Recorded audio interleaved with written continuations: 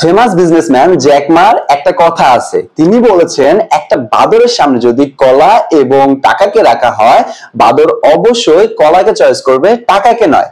কারণ বাদর এইটা জানে না যে সে টাকা দিয়ে অনেকগুলো কলা কিনতে পারবে। সেম ভাবে আমাদের দেশের এবং বর্তমান বিশ্বের মানুষের মেন্টালিটিটা এমন ভাবে সেট করা হয়েছে যে তাদের সামনে যদি জব এবং বিজনেসকে রাখা হয়, 95% মানুষ জবকে চয়েস করবে। কিন্তু 95% মানুষ এইটা জানে না, তারা জব করে সারা জীবনে যে টাকা ইনকাম করবে, বিজনেস করে 5 বছরে তার থেকে বেশি টাকা ইনকাম করতে পারবে।